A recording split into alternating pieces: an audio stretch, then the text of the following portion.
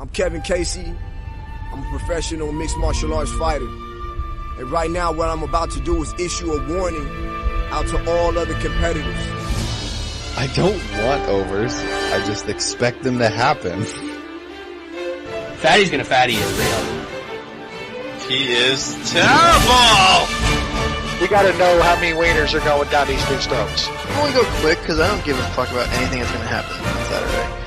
Hello, boys! We are back with another edition of the MMA Analysis Podcast. We continue going. We've been going, well, almost as long as Khabib keeps winning, and that keeps chugging along. We'll keep going as long as he keeps chugging along. We have the usual suspects back this week. We have everybody's peach fuzz, can't grow facial hair sometimes because he's so young. The Canadian teenager, the man at the largest mall. He is the mall rat of Canada, New Sean. We of course have the man from Kentucky. Sometimes you might see him in Indiana, placing some legal sports bets now that they got the legal sports betting going on over there. Everybody's horse whisperer, the Sodsman, Wes Colvin. Boys, how are you on this September evening? I feel like you've upped your intro game lately, Jay. It's you're coming with the fire right off the hop. It's good stuff. Those miles he's putting on the road. Yeah. It's got me the energy to do these kind of things.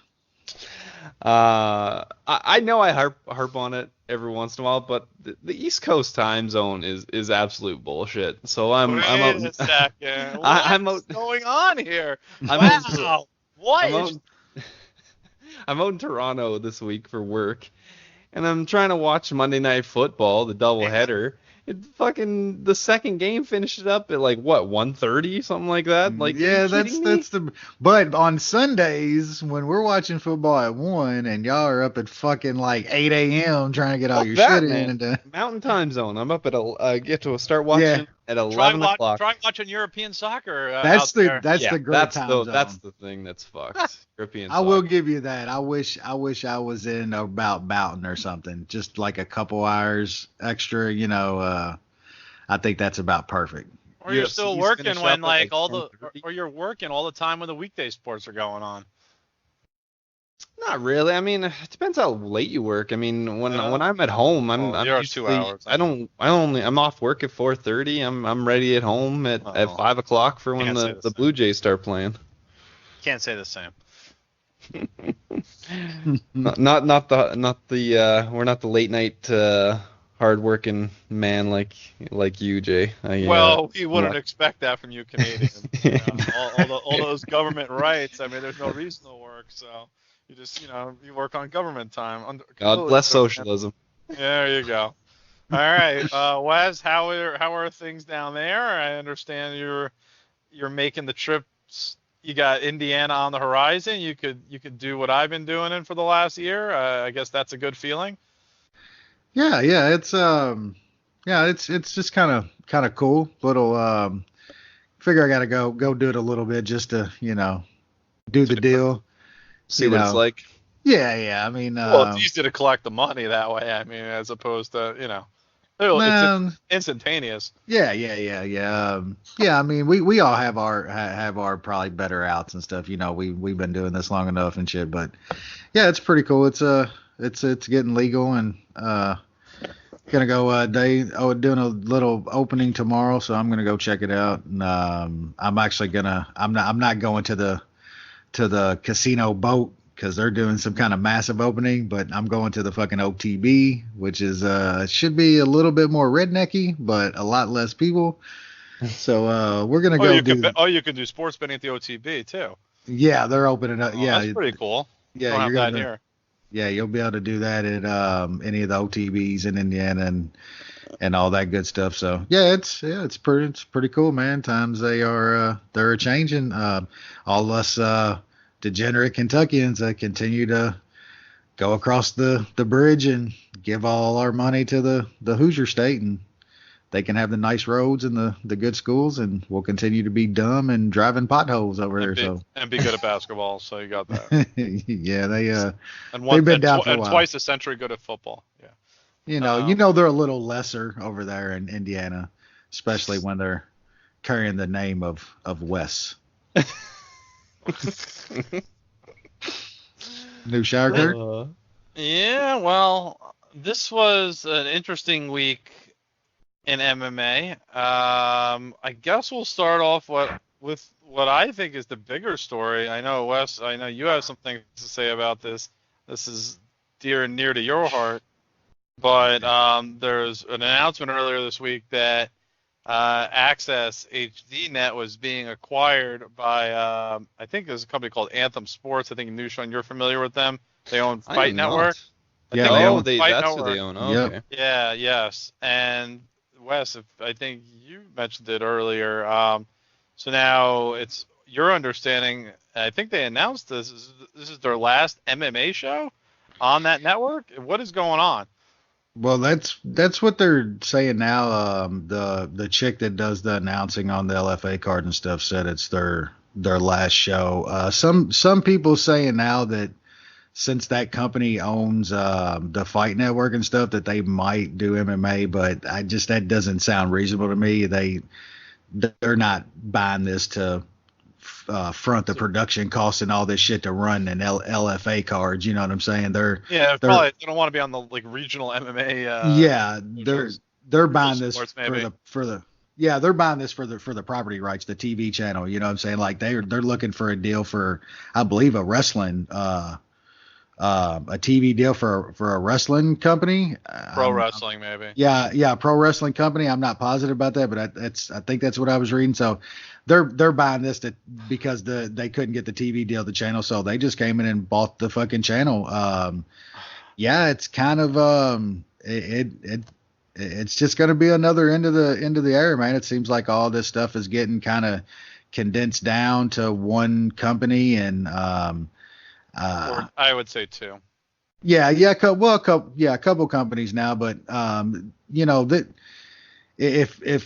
if you got into MMA around Tough, the first season of Tough, you call you a tough noob, which you kind of really aren't anymore. You've been around the sport for a really long time if you started watching MMA around Tough, and that's kind of when, a few years before that, HDNET, man, there's a lot of guys that wouldn't be as big as they were, man. I mean, Eddie Alvarez sticks out big time of that, but I mean, all the Japanese MMA that was on there. I mean, people forget that Dream, right? Yeah, Dream, that was it. Sengoku, Dream, that was all an HDNET property. The people don't even really remember that the K1 heavyweight Grand Prix were literally broadcast on HDNET. That was the American broadcast partner for pretty much the biggest heavyweight kickboxing tournaments, that you could get at that time, man. So it's kind of wild, man. And even outside of that, how WC's after their fifth or sixth show, that was HDNET's one of their very first MMA cards. They got their big start on HDNET. WC did. That's how they got big. King of the Cage, all that stuff played on there. And then present day, I mean, Friday nights is pretty much AXS Fights. I mean, we don't even call it by the MMA promotion that's on there. We just pretty much say AXS Fights on Friday night. It's going to be different, man. It sucks. A lot of people's going to lose their jobs. That's the channel's going to go away. I'm hoping that, I would think that somebody like Fight Pass or somebody's going to pick up the LFA stuff. That's about the best regional stuff you get now. Them and maybe CES, I guess. But LFA pretty much had all the Cage Fury, maybe. Well, LFA literally had, that was RFA too, and they merged it. Yeah, right. That was definitely the first. They have the legit fucking regional talent on that show. They're the pipeline to the UFC. Yeah.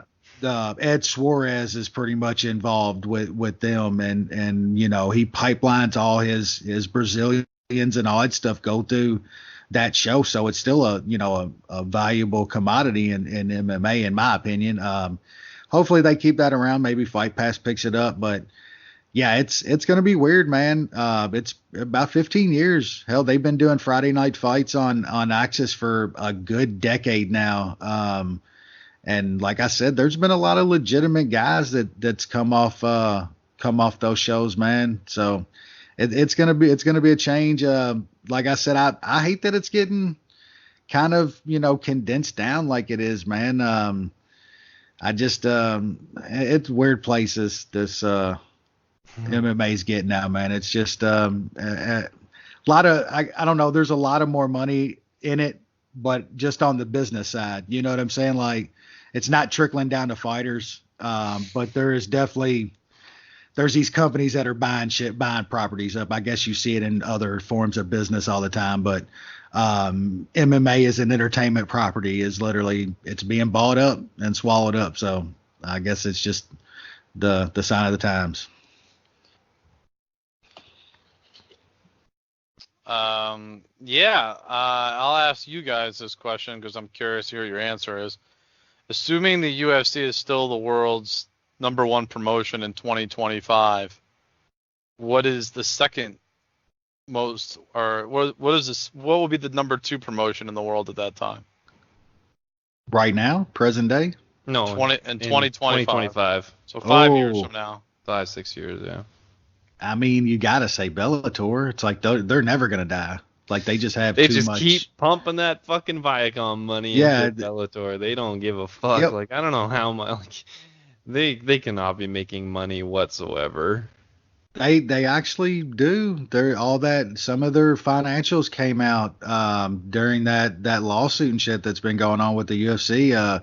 Some of Bellator's financial statements came out because part of that lawsuit is with I believe the Eddie Alvarez stuff, and that was in it. And Bellator, actually, they don't make a huge profit. I think they was saying it was like $30 million or something like that, but that's in profits. You know what I'm saying? And that's a lot more than I expected. That's for damn sure. Yep. So they're actually the dumbass things they do. Yeah, and the money they give to certain people and shit, but it apparently has worked because they actually do turn a profit. It's not a major profit, but it works. You know what Scott Coker does works, and they're not in the red. So that's something. And with the Viacom money that they can go out and buy guys here and there that they want. Like, I mean, when they want somebody, they go get them. Like, Cyborg got released and they had her signed within a week. So.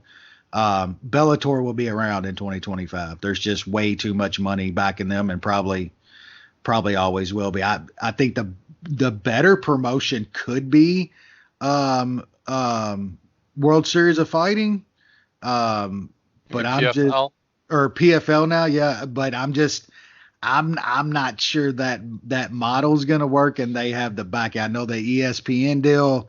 I'm sure did a lot for them to stabilize them as a company, but I'm not completely sold on that last, and I think it's a better concept, and they probably got, I don't know, the talent's pretty close to the same, but I like what they're doing. I'm not sure they're gonna have the money to handing out millions of dollars every year to, I don't know if that's financially viable to the future, but Bellator's not going to go anywhere until Viacom's just tired of them, like, fuck it, and it'll be completely gone. I don't see it though. New Sean, thoughts on that question?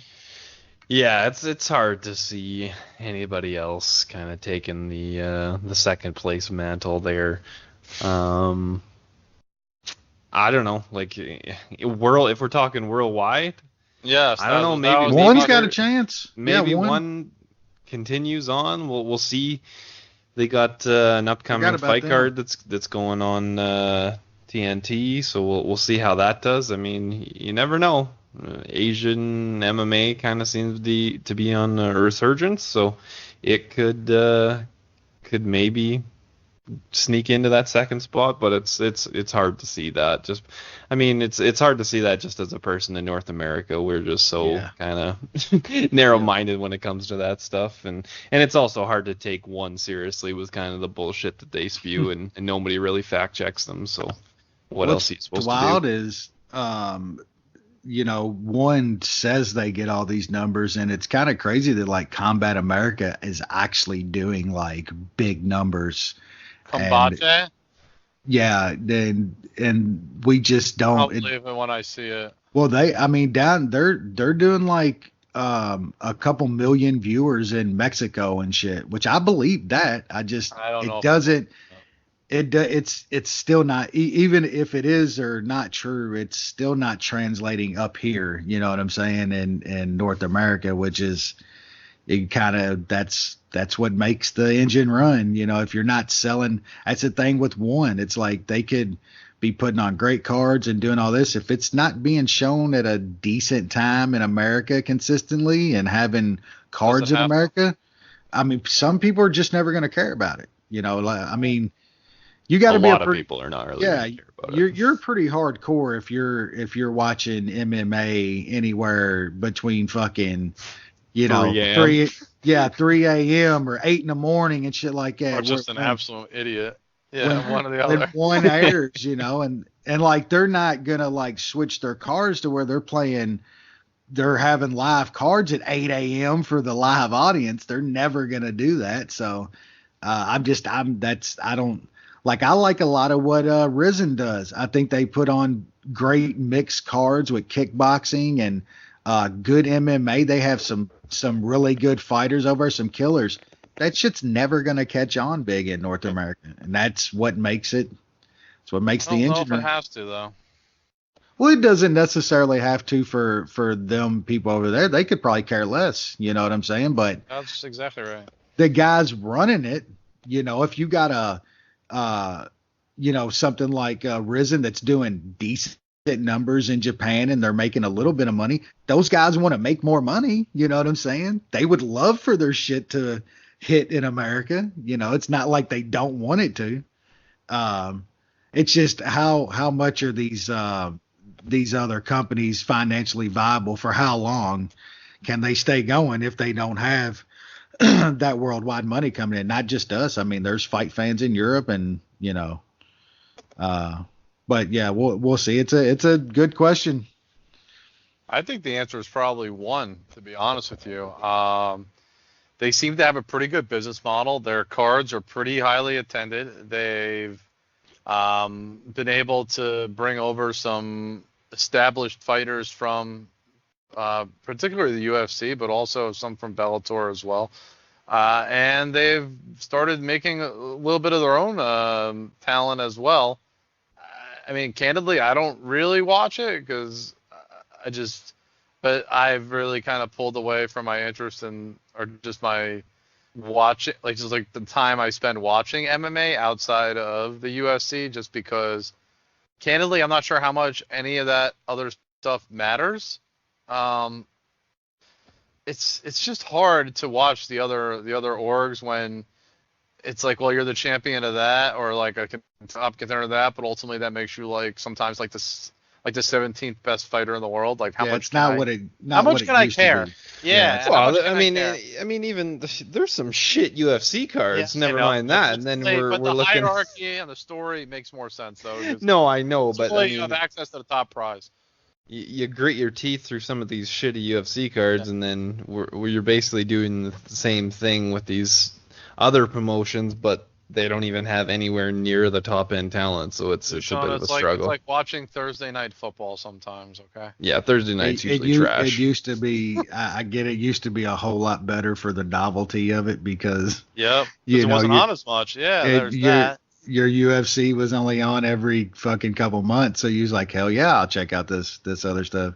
I get why some people can't get it, Or even after, just because maybe the UFC only had 300 fighters or 400 fighters, and now it's got 600, and it's just so there's still higher end talent, more important talent outside, but it's just not there. But I just think one's business plan is really good, and they're getting pretty significant viewership throughout Asia, and it's not just isolated to one country or one small region. It's they're doing events all over Asia, so I think they have something good going on there, and I don't really see them falling apart any time in the near future.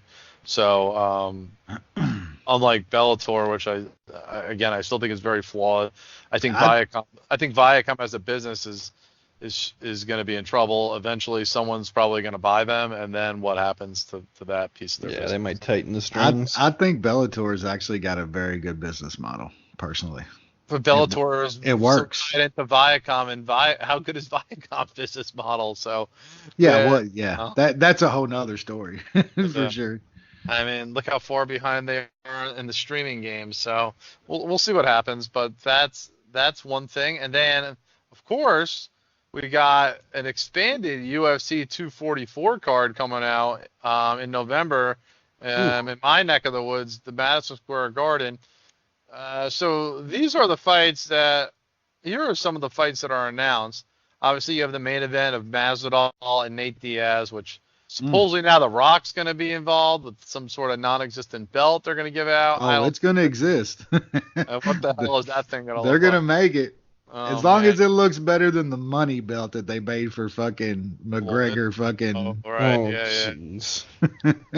Then you got a co-main event of Gastelum and Till. That should be entertaining for as long as it lasts. The fight I'm really excited about, though, is Stephen Thompson and Vicente Luque. That should be fireworks. Derek Lewis and Ivanov. That'll be a heavyweight banger. Johnny Walker. I heard Johnny Walker's got some shoulder problems, though, and I heard doesn't have full mobility, so that's something to watch out for if that fight actually ultimately happens versus Corey Anderson. Julio Arce versus Hakeem Dawodu should be a striking exchange. Jotko and fucking Edmund. Undefeated Edmund? Mm-hmm. Yep. Still undefeated and just wrecking people. Big fight for him.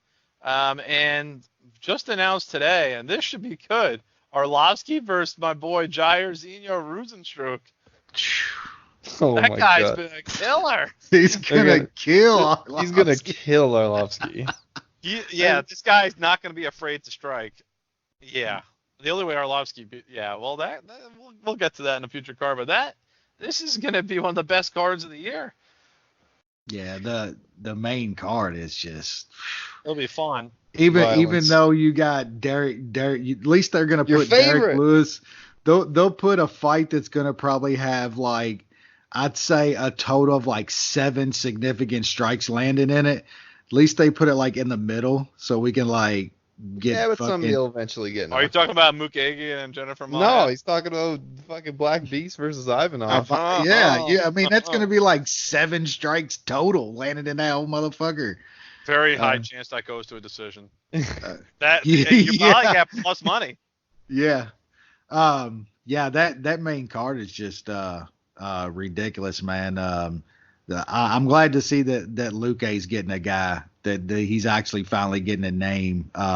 It's a tough fight for him though. I think that's a pretty tough fight for Luque. But that card's just ridiculous, man. It's still all about that main event though. I love that Nate and Jorge is getting that spot, man. Jorge said something I think yesterday. He was said y'all's heads are gonna explode when y'all see the check. I was like, good. I'm fucking happy. They apparently opened up the checkbook for those dudes, and they deserve it. Both of them do. That's a massive fight. Massive. Just happy the UFC didn't fuck this up. They tried. It seemed like they tried their darndest to fuck this up, but they tried to give him Usman or some shit, didn't they? Yeah. They wanted fucking Usman versus Colby, and they were basically just sticking it to Colby, because that's what you do with a guy that moves the numbers. You give him an offer and and don't give him any fucking flexibility. Yeah. And so needle movers don't get treated like that. So Colby said, "Fuck you," and then they're trying to make Usman Masvidal and get the fuck out of here. So anyway, Diaz Masvidal, happy the UFC didn't fuck this up. It's good to see that they finally are kind of. I mean, I don't know if this is just gonna be a one-time thing, but them just going a little bit outside the box. Usually they're just so stringent on what they do. It has to be a title fight for a pay-per-view and just not putting on certain fights that everybody wants to see, and it was just too easy to make. So that's going to be a hell of a fight. It's less than 2 months away too. So it's going to be here before you know it, and I'm fucking pumped. Yeah, well, we knew you'd be. That's awesome. I will say on the whole fucking Kobe thing, the dude's gonna get what he deserves. Like that shit's gonna get you so far. Then you're gonna get what you deserve, and you're gonna get all. He's gonna get kicked out of his gym. Nobody wants to fucking train with this dude anymore. Hey man, I'm telling you, like Dustin Poirier is a real motherfucker, man. Go listen to what Dustin Poirier said when asked about Colby Covington. That's a real motherfucker right there. Like Dustin pretty much like, I'll never fight Jorge. You know, we're real friends. I'm not gonna turn on somebody that I've trained with for a fucking a decade when somebody comes with a check. You know what I'm saying? And I can relate, man. I can relate. Kobe's one of those guys that would sell out his fucking family for a fucking check and a title shot.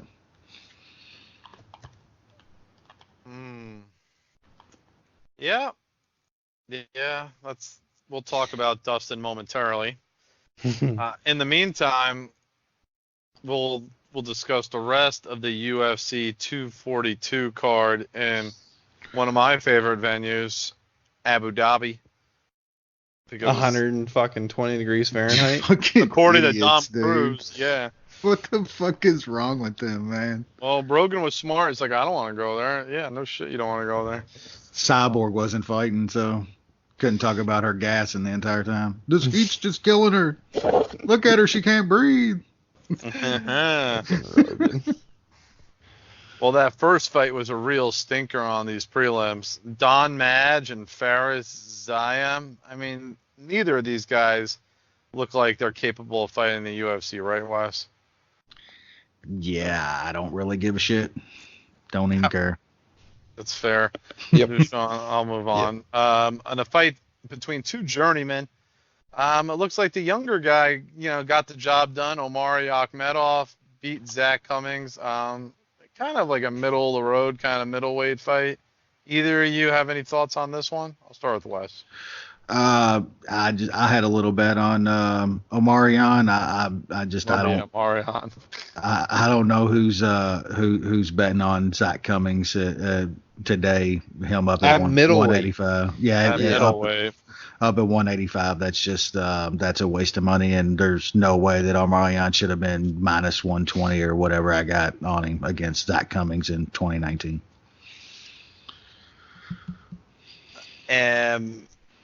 Not the only Muslim on this card, certainly, but one that is also named Muslim.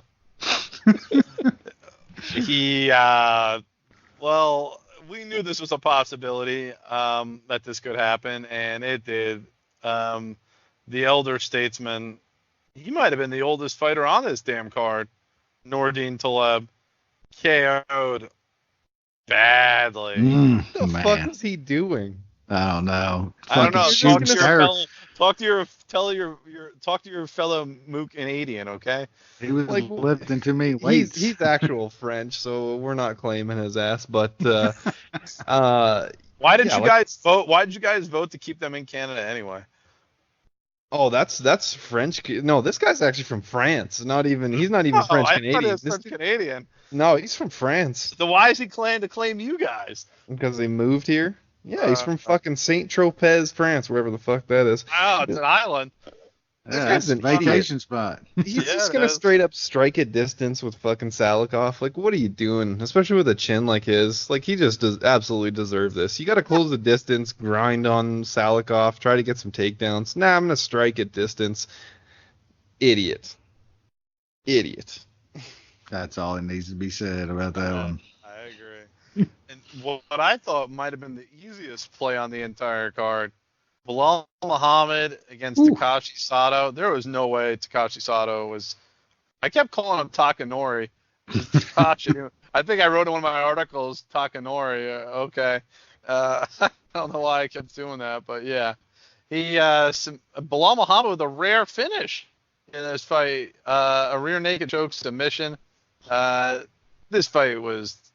Sato's tailor-made for him, I believe. Don't you think? Wes? Yeah, that was. There's no way he was losing this fight here, man. And he He looked really good, man. Sato's not like, I mean, I wouldn't call him a straight can. He was pretty tough, but god damn, Bilal put a beating on that dude like he fucking stole his wallet, man. That was, Bilal looked good. That guy's still a tough out, man. Yeah, he is. I think sometimes people like still underestimate him a little bit in certain spots. But fuck, man, we talked about it. He took some shit from, I believe it was Jeff Neal a couple fights ago that would have ended most men, and I don't know how he stood upright for 15 minutes in that fight. But Bilal's a tough out for anybody at 170. Just the tough thing with him is because he just doesn't usually finish. So he has no power in his hand. He has no power. And like obviously his ground game isn't insane or anything. He doesn't have great takedowns, so he lets guys stick around in fights, and that can be an issue. True. But that finish he had, that transition was so slick. Yeah. Like the way that he ended that fight was very, very nice, just so clean. He's really well rounded though, and he's very well rounded. It's just he needs. He's got power. A great motor too, but it's only so far you can go without any power. I mean, there's other guys in the UFC that have similar skill sets, and the skill set that he has can get you fairly far, but it's tough. It's tough to win big fights when you don't have an end game or potential to end anyone at any given moment. You really have to work, so that's a tough beat. For him, but a good win overall, and he'll continue to, stick around. Moving up to the televised card, which is on FX. FX card. Okay. Yeah, started off proper. My man Ottoman, the Empire. Yeah. He took on Pack-a-Lunch, and this looked like a Mike Tyson versus some scrub in 1985. Man, this was a beatdown. How is Pack-a-Lunch still in this damn organization? He's gonna be retired soon. Yeah, I don't know about after this, because fuck, he's packing his central nervous system home. He's packing soup for to go to the straw. That was that's legitimately just one of the nastiest knockouts you'll ever see. I mean, you could put that up against anything. That was nasty for a dude to be face down like that with his legs twitching. I mean, that's as nasty as it gets. He got fucking knocked out twice. He got knocked out when the Ottoman Empire fucking smoked him in the side of the head, and then smoked his jaw off the canvas so hard, man. Oh. Just so nasty. When Shab is talking like it's a knockout he couldn't watch, it must be pretty good. He's pretty well experienced in that regard on the receiving end. Because Zatar hit him like clean with a lot of power, like pretty much every time he threw. It was insane. I'm surprised it lasted even 3.5 minutes. I mean, should we be impressed, or it's? We got to see him against Lunch. Yeah. He passed the first test, but so what? Yep, that's not what really you should do against Pack-a-Lunch. This is more like a pop quiz, and they ask you, what's your favorite color, and you tell them an answer, and anything could be correct. So yeah, I get it. A catch weight with Cupcake. Did Cupcake get a TKO? Fucking brutal. How is that possible? Sarah Morass has cost me more money than any other chick on these fucking on my Goes decision parlays and stuff like that. I'm gonna fade her every damn fight. Fight. She's decent, and the chick she's fighting is terrible. I mean, she should stick to. I just don't know what the hell that chick was doing. She was trying to like wrestle, even though she was a striker, and then Morass just like reversed her and then just smashed her. Good finish by her. Just could have just let it go for another 2.5 minutes. That'd have been super. Yeah. The next fight, I don't know what the judges were thinking here. Let's get to a few of them. This is not good judging. Habib's homeboy, I don't know how it's even in the organization still. It must have been a side deal Habib made with Dana. Well, he doesn't cost any money because he hasn't fought in like 4 years or whatever. There's that. Tukagov and something called Cerrone Murphy.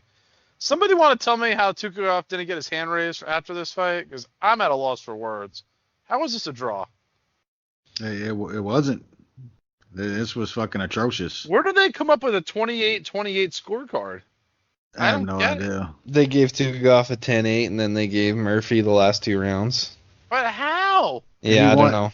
He didn't win Some the second. judge gave the Murphy the fight. How? Yeah, that was rounds 2 and 3. That was one of the worst cards. It's fucked up, man, because we see so many, but that's one of the worst cards you'll ever get, ever. Giving Murphy that fight, a win on any card, is just insanity, dude. Like, I don't even 6 takedowns in this fight. Yeah, I don't even know what we're doing anymore. If you think Murphy won that fight, I don't even know I don't even know why we should just fight till somebody finishes. If that's what we're gonna get in this sport, like straight up. 2 of the judges gave Murphy the second and third round. That's insanity, man. They said Tukhugov landed 4 strikes in the second round. Murphy landed 14. They say in the third round, Tukhugov landed 2 strikes. Is that impossible?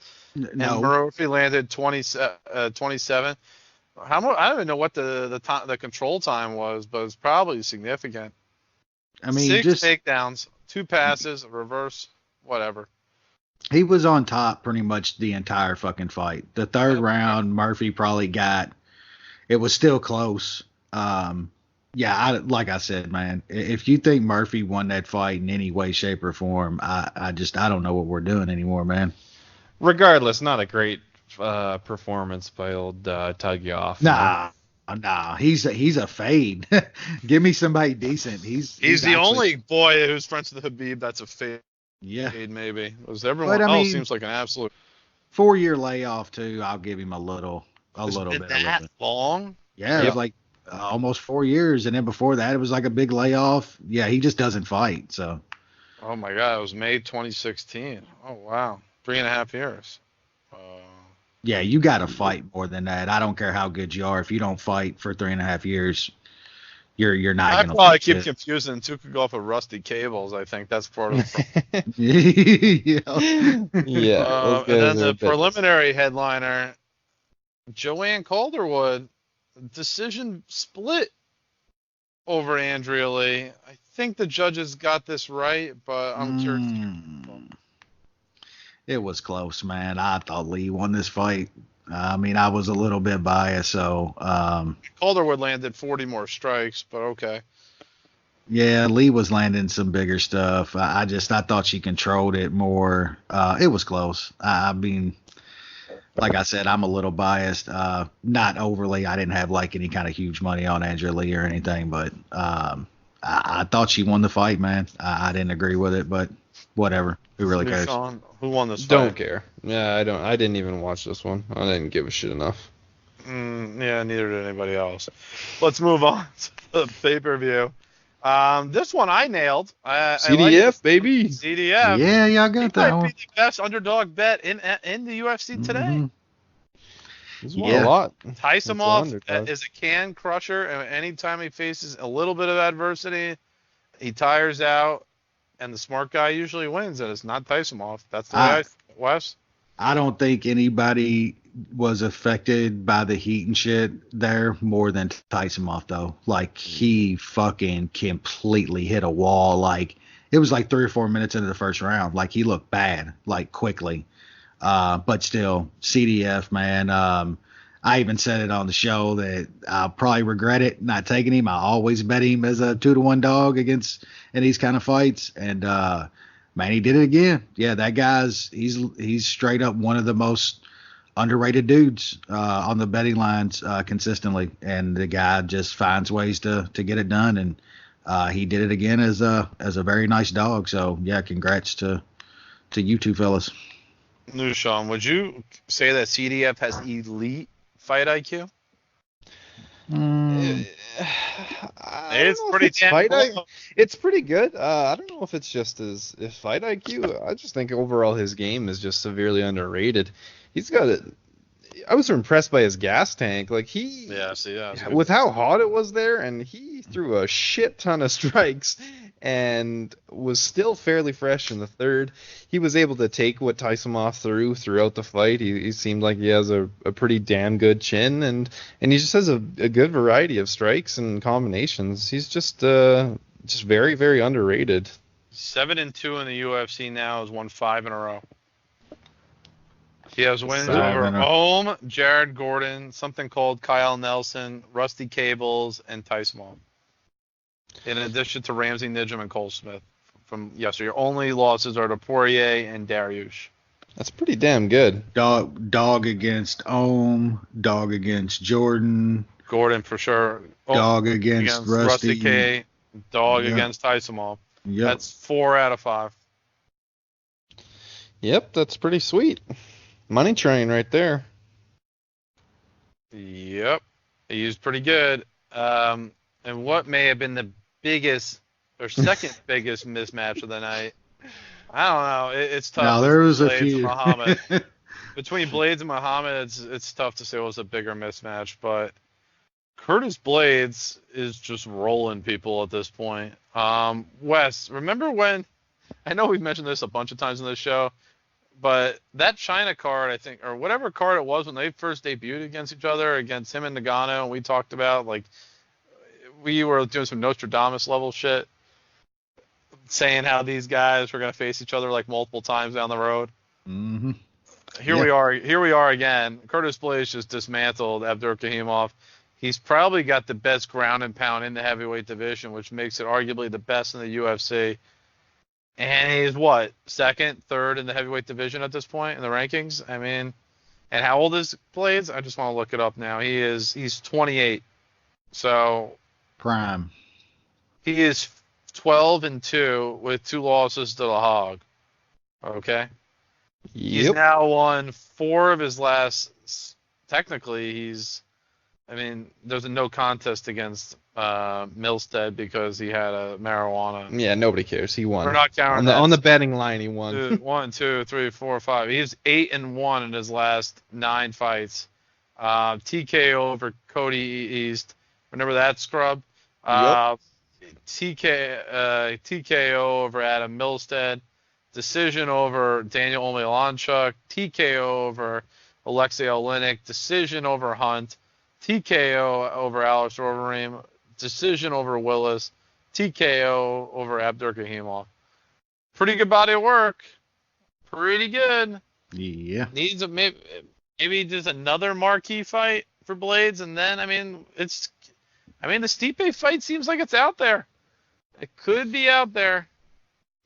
Yeah, it's just hard to do that when he has 2 losses to the Hog, so it's tough to match him up. But there's not much more for him at heavyweight to get another shot. Yeah, I think he I think it's a very good possibility that the next time he fights, it's going to happen that he fights Ngannou again. I think it might be for a belt. There's a very good possibility, I think, that it's for a belt. And yeah, you're right. We talked about that. I even said it Saturday. That was 2016, by the way, April of 2016. Yeah. That means Blades has fought now. Let me just see this. Looking at the number. 9 times in 3 years. 9 times. He's active. A little over 3 years for a heavyweight. That's pretty good. Guy's really active. He's gotten really good too, man. There's just 10 times, I think, actually. Yep. Those guys are going to fight a couple more times. I think they end up fighting 4 or 5 times before it's over with. I'm telling you, they are the 2 best young heavyweights possibly on the planet, man. Like, Blades is really, really fucking good. If it wasn't for Ngannou running around this planet, Blades would have already gotten a title. He already would have had a title shot. He might be the champ, because I think Blades might have matched up a little bit better with Stipe than Ngannou did the first time. Blades has some wrestling and shit to fall back on that I don't think Ngannou had at that time. Maybe he still doesn't have the level that Blades does, but I would have loved to seen Blades versus Daniel. Yeah, I would have been interested. I think it would have been an interesting fight. I think Blades against most dudes outside of Ngannou is fairly interesting. I just think Ngannou's a really bad matchup for him, but that's not saying that Blades couldn't get him one time. Nope. I mean, it's very, very possible. I think he's great. I think him and Ngannou are the two best young heavyweights on the planet. And man, we thought they would fight 2 or 3 times. I think they might end up fighting 4 or 5 times before it's all said and done. You got to figure that if they keep fighting, those guys got a decade in them. Let's see. I mean, you never know. But dude, there's 45-year-old heavyweights. Guaranteed, there will be a third one. There's gonna be more. I'd say at least 4. They'll fight 2 more times for sure, because I think they fight here fairly soon for a belt, and then we got 7, 8, 9, 10 years. Those guys are gonna meet again. Hell, they might meet 10 years down the line on fucking Bellator, playing on fucking whatever channel it's called then. You know what I'm saying? So, yeah, they're gonna fight again, and they're great, man. I love me some Curtis Blades, man. That guy's really good. Like you said, the run he's on, take out the Ngannou rematch that he lost. Obviously, man, he's on a hell of a run. Probably should have KO'd Hunt too. I mean, he was putting the fucking beating on Hunt, so he should have just KOs over some, decent competition. I mean, this is your top 10 heavyweight. It's Stipe, Cormier, Ngannou, Blades, Dos Santos, Derek Lewis, Volkov, Overeem, Kane, who I think is off to do Lucha Libre. He's done. Ivanov. I mean, Kane's doing flips and shit in Mexican Lucha Libre. Why would he stay? He's talking about he might be a star in pro wrestling. He's talking about getting a WWE contract and shit. Now he's gonna be I'm telling you, he's got a Mexican fan base that's insane, dude. It's crazy. Dude, he could do Lucha Libre because he's so big that he'll probably be beloved. Anyway, Blagoy Ivanov, and then you got your boy Abdurkahimov then at 10. I mean, there's not much there. I mean, who else? I mean, God, Hardy beats half those guys. I mean, half of Blades, yeah, probably. I mean, who else could Blades fight here? I mean, the Cormier fight to me is really interesting, but I doubt it'll ever happen. That's never ever happening. Could they do a Dos Santos fight at some point? I don't know. Derek Lewis? I don't know. I don't even care. Maybe the Lewis Ivanov winner faces Blades next. I could see that. Yeah, it seems like he's gonna be forced to do just a stay ready fight, Yeah, because there are just no matchups up there. I mean, I'm pretty sure Ngannou's waiting around for a title shot, and then if DC fights again, it's literally going to be against 2 people. So. Yep. And one of those is Stipe, which I think is probably going to happen. I think that's what's going to happen. So Blades is definitely going to have to fight somebody else first. I don't think he minds that. I mean, you're going to do Cormier and Stipe again next. Yeah, I think DC's going to take. Dana wants him to rematch it. He wants the trilogy. I don't think DC stays around for any other fights besides him or Bones. They said Bones isn't fighting the rest of the year now. So, I mean, the only fight to make it at heavyweight up there is really DC and Stipe. Dana said he wants the trilogy. DC said he's only even going to think about coming back for that fight or maybe another Bones fight. So, DC's not going to go out on that loss. I'll tell you that right fucking now. There's no way that dude retires on that loss. No fucking way. That guy's like an all-time great in this sport with a mindset that's just different. There's no way that dude retires on that loss. Especially how he lost. Knowing that he done knocked this guy out once, was on his way to just tooling him a second time, and then goes out like that, there's no way. I cannot see that happening. Let's see what happens. It's going to be interesting in that regard. Moving up, we got Khabib's training partner, another guy named after the religion. There's 2 of them on this card. Islam, Makhachev. I mean, was there any way a guy named Islam was losing in front of the sultans of the UAE? I mean, going against Davi Ramos, if you listen to Rogan's Fight Companion, they couldn't. Oh, Davi Ramos. Oh, Eddie Bravo. Oh Just my God. slob in the knob, Just eh? slob in the knob. Nothing to offer. I mean, the guy landed, I think, 9 strikes the entire fight. We knew He missed so much. He missed we knew so how this much. was gonna go. We all knew this how was just going to be a shitty striking fight, and Yep. Mac and Cheese is the better striker. It was pretty damn simple. Mac and Cheese is real. He's good. Very real. He's very real. He needs a top 10 opponent. I think it's time. Ramos just is. Mac and Cheese versus Kevin Lee would be pretty appealing, but let's see what happens. Yeah, nothing to say about Ramos. I mean, he's just too one-dimensional at that level. He doesn't. I agree with you. Now another split decision that, boy, and this ruined the consensus bet, which I thought was a pretty good bet. It was a good bet. Should have won. Paul Felder against Edson Barboza. 2 of the judges gave it to Felder. Okay then, 30-27s, 1 for each side. Classic MMA. Let's pay these guys $2,000 to fly to Abu Dhabi and then misscore a fight card. Mm-hmm. Yeah, that's just however you scored this fight. If you had a 30-27, I think either way you're a fucking moron. Period. You're just a moron. I even scored it for Edson. I bet Edson big. And I didn't even think he won all 3, but he won that fucking fight, man. Like straight up. I just don't know, man. Every now and then we get most to agree on a bad decision, and like everybody was agreeing that this was a pretty bad decision. Felder got lumped up, man. He did get off. Don't get me wrong. But goddamn, the shit Edson landed on him. Edson won that fight, man. That was a bad decision. That's all I'm gonna say about that. It pissed me off. This was about a 7.5 unit swing for me. Me too, man. It was big for me. That was rough. I had Edson by decision at like plus 300, so that was a tough one to swallow. But yeah, I mean it's tough because we know these judges. They're shitty enough as it is. And when you have a guy that's coming forward damn near all the time, it's going to fucking confuse the judges, and they're going to go with that way. The punches he was missing and shit, man, it's like we're seeing it close. I hear you. We're seeing it real close and shit, and they're supposed to, though, they always see a guy coming forward winging, man. It's just fucking ridiculous. Yeah, so it's tough. I mean, it was pretty simple. It's just whoever you scored the second for won the fight.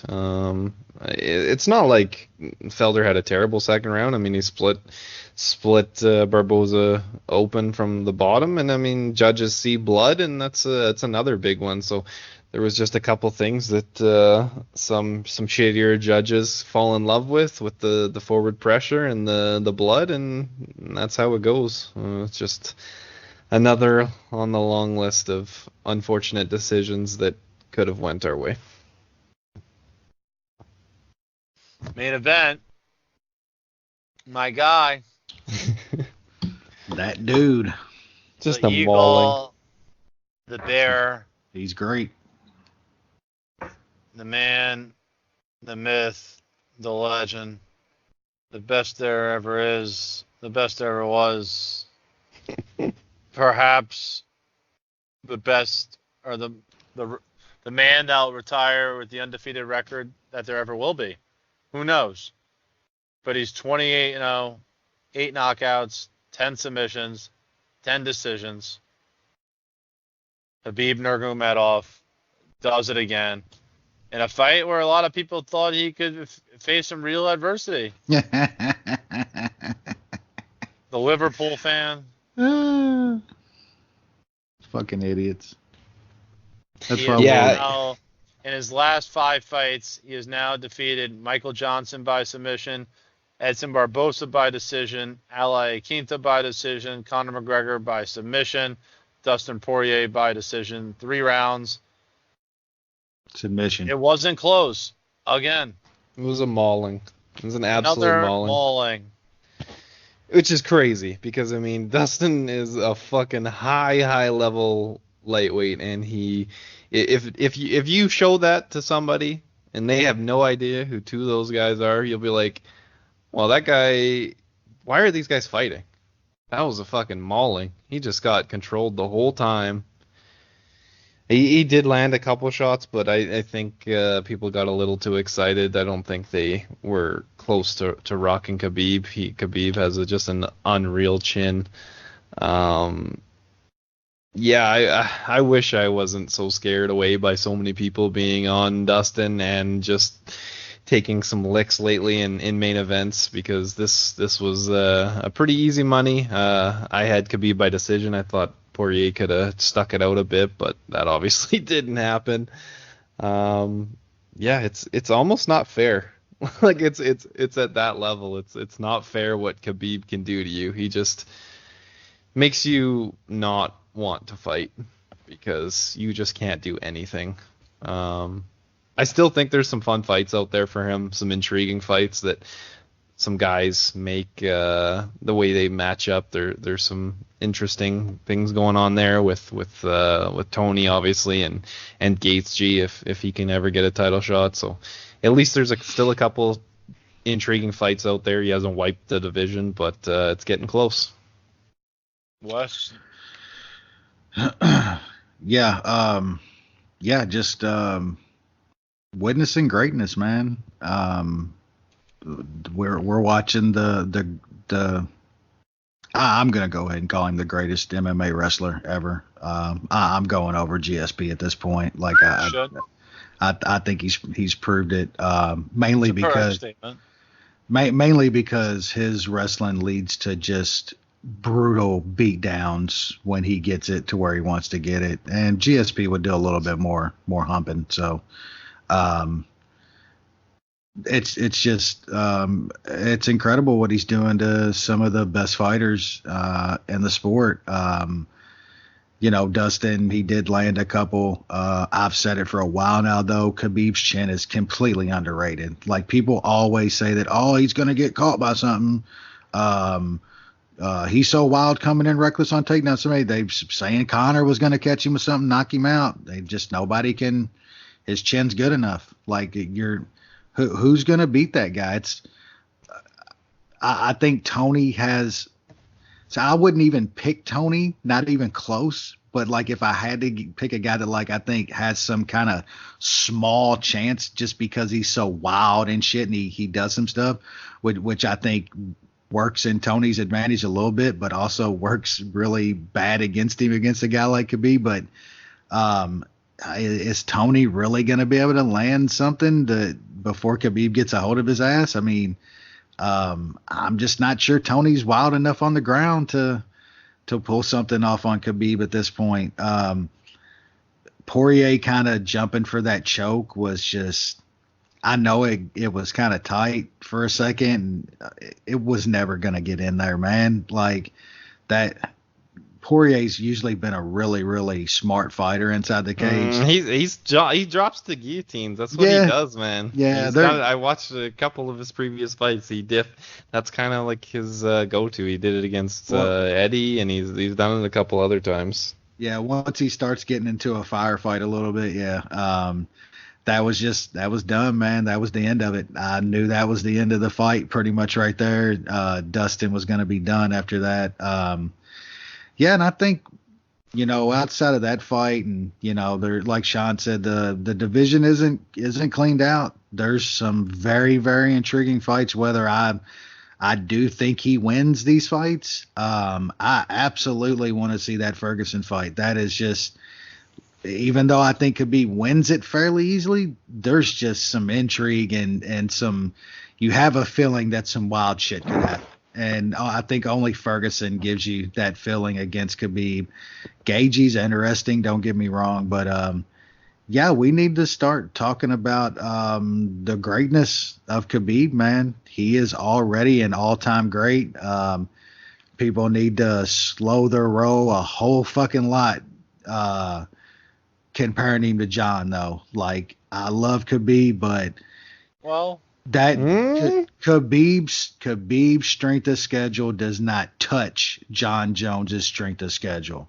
John Jones has fought and beat like 8 or 9 past champions. Hall of Famers. Just stop with it. Like, how many Hall of Famers has John beaten? I mean, I don't know. I have to look at it, but I mean, problem is John Jones is looking shittier and shittier. It's now fights. But see, I can get the argument. I see a couple people talking now this week that is Khabib the best pound for pound right now, but not the greatest of all time. I can hear that argument. I can hear that argument just because of what he's doing in present day. I could hear that argument. I don't necessarily agree with it. John's still winning his fights. John is still beating who has been put in front of him. Yeah, but the way he's doing it compared to what Khabib's doing. I understand that. That's just why listen to the Hall of Famers that John's beating. We'll start with Stephan Bonner, even though he's not a real Hall of Famer. Okay, that's one. Okay, he's also beaten Ryan Bader, maybe not a Hall of Famer, but close. If you count the Bellator, he's probably now. Yeah, he's Shogun definitely 2. Rampage 3, Machida 4, Rashad 5. That was just Vitor Belfort 6. We won't even count the Chael win. Gustafsson, okay. Glover, and then he beat Cormier twice. Yeah. That those 7 Hall of Famers at a minimum. I mean, okay. Nobody ever touched that. Like, when are you ever gonna get a guy with a strength of schedule like that? You don't ever come at me with anybody else being the greatest of all time outside of John Jones. I'll never hear it. Like, there's nobody in the sport that has a resume like that. They literally can't get it. But like I said, I can get the argument of arguing that Khabib is the best pound for pound in the sport right now. Okay, but let's look at Anderson Silva just for sake of reference. His run. He beat Rich Franklin. He beat Rich Franklin multiple times, okay? That's one guy. He beat Travis Lutter, okay, whatever. Nate Marquardt, pretty good fighter at the time. Dan Henderson, Hall of Famer. James Irvin, joke. Patrick Cote, strongman. Talus Ladies, journeyman. Forrest Griffin, Hall of Famer. That's probably arguably his best win. I don't agree with that. Like, Forrest by name and a couple wins is going to get in there, but like, he wasn't probably when he beat Rich Franklin in his prime was probably his best win. He beat Chael, okay. Bonner again. That's nothing. Nick Diaz he beat, but that was a weird fight. And then he has a win over Derek Brunson. I mean, that's not even a win. The Vitor Belfort win is a good one, but it wasn't Vitor at his prime even. Damian Maia. And people need to, when you talk about Anderson, I've had people get mad at me. Like, I don't necessarily shit on Anderson Silva. I think he's an all-time talent and an all-time great fighter. But I think people really forget, like, go back and watch, like, some of his Pride stuff. No, they like him because of the way he won, not because of who he beat. I mean, he used to literally get taken down and laid on top of in Pride and shit. He got like he got heel hooked by fucking Rio Chonan and shit before he got to the UFC. Like, and the only other guy then is St. Pierre. I mean, the wins that St. Pierre has. I mean, Frank Trigg's a pretty good win at the time. When you look at it that way. I mean, he beat Matt Hughes. I mean, him beating Matt Hughes is a huge win, you know. Yeah, obviously, because Matt Hughes is one of the greatest welterweights of all time, probably number 2. So, yeah, Frank Trigg, not a Hall of Famer, but good fighter. BJ Penn, Hall of Famer. Matt Hughes, Hall of Famer. Koscheck, really good fighter. Matt Hughes, again, he beat Matt Serra. Okay. Yeah. I mean, Fitch is a really good fighter. Thiago Alves, pretty good fighter. Not great, though. Arguably lost to Johnny, though, and got knocked out by Matt Serra. Beat Carlos Condit when Condit was really good. Nick Diaz, and then, obviously the Hendricks win was fairly good, and then he beat Bisping. It's crazy. It's crazy when you look at it. 3 or 4, maybe 3 Hall of Famers, maybe 4. It's really crazy when you compare it. St. Pierre didn't have there wasn't a lot of lulls in St. Pierre's fights. Like, he beat a lot of like solid guys. There wasn't like, oh, he fought like a scrub here. Like, Anderson had some levels where he fought scrubs, and I think John sorta had that, like, especially later on, because he kind of cleared everybody else out. But people say John beat guys that were like over the hill. No. He made them over the hill, I would say. His title run, like those 7-8 in a row where he beat champs or former champs, they were champs. Like he was beating guys that held the belt. That 7-8 fight run right there where he was beating Belfort and Machida and Shogun and those guys, that run is never going to be done again. Like and look how we're comparing like some of the all-time greats. Their shit ain't even close to what that guy fought. You know what I'm saying? Last one we'll look at is Demetrius Johnson. Okay. No, we don't even need to look at that. No, you don't want to. The strength of schedule's not there. Like it's not even worth the time. Now, Khabib is starting to put together something that it might be too late though. I don't know if he can beat Ferg, if he can beat fucking Gaethje. What about Cormier?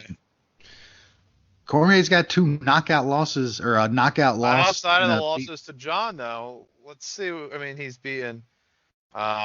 He's beaten he's beaten Barnett. He's beaten Bigfoot. He beat Mir. He beat Roy Nelson. He beat Dan Henderson. He beat Rumble twice. He's beaten Gustafsson. He beat Stipe. It's a pretty decent resume. It's a good run, but it's nothing. It's a good run. Rumble's probably Rumble in his legit jacked state at 205 is probably his best win in there. Like straight up. Like beating some of those guys, Roy Nelson, Josh Barnett and shit. Like, come on, man. Come on. That's fair. Aldo? What about Aldo? No. I think the difference is though that the bigger weight classes have more of a history, so the history is just not there for lightweight. So how is Khabib supposed to beat Hall of Famers when there's how many Hall of Famers at lightweight are there? When John was fighting those guys, 205 was like had been the best weight class and just on the planet. The history of pride and stuff like that. That's the problem. The lighter weight classes don't have the history, so you can't beat guys that are Hall of Famers because there's no Hall of Famers because it's such a new division. Some of those guys that John beat made their history in Pride, which is a big organization at the time, or in Strikeforce. There are no other big organizations to make your name off of now. But 155. 155 has been around for a long time. I mean, but where are the fighters coming from? Yeah, so name a 155 Hall of Famer other than BJ Penn. Frankie Edgar, Ben Henderson. Yeah, I mean those guys. Henderson is a Hall of Famer. That dude won a couple fucking sketchy Anthony decisions. Pettis is borderline at this point. I don't know. He had like 2 good wins. Donald Cerrone probably is. You can't name them because there's never been the talent in 155 that there has always been at 205. Like 205 built that over a long time. Definitely is though. He will be. Doesn't even need to win a title to do it. Who, Cerrone? No, yeah, I mean he's a lock now. Yeah, but Cerrone's also the guy that always comes up short in title fights. Yeah, but just his body of work and fighting a million times and all that. True, but I mean, you still have to win a title. I don't think so. I mean, I guess he was the WEC champ, was he not? I mean, if Bisping never won the UFC title, would he have been a Hall of Famer? He might have been anyway. Just for like a lengthy body of work. Yeah, just but like constantly fighting, all that fun stuff. He beat Dos Anjos Khabib, who was a champion. I mean, it's a problem when you're a champion, like. You hold the title for a lengthy period of time. Who are the other guys? Right. They're never going to be the champion unless they came from other divisions. I mean, could Khabib fight Max Holloway one day? I suppose. It's unlikely. He was supposed to. Could he fight Ferguson? Yeah. Could he fight Cerrone at some point? Maybe. Could he fight Gaethje? Yeah, maybe. I mean, how many guys does he need to beat? Yeah. I mean, he could beat. He could be the next 15. He'll never be the greatest of all time. I mean, it just. Well, if he's 40-0 and never lost, I think it would be kind of wild. Well, I mean, if John retires fucking 30-1 and has beaten everybody in his path to a pulp, I mean. He hasn't. But I mean, enough. I mean, Khabib's got a bunch of decision shit. I'm not gonna get into. I know. How John's I'm just talking like recently. I mean, fucking John Jones is going to he could have lost to Anthony Smith. But he is a fucking idiot of what he did, but he literally could have lost. And it's not talent. I get that, but he also just 5 years ago went through the gauntlet of the greatest 205ers. I know. And murdering them all. That's got to count. Yeah, too. you got to remember in 6 consecutive fights, John beat Bader, Shogun, Rampage, Machida, Rashad, and Vitor. And killed them. 6 straight fights. And killed over the course, look how long it took him to do it.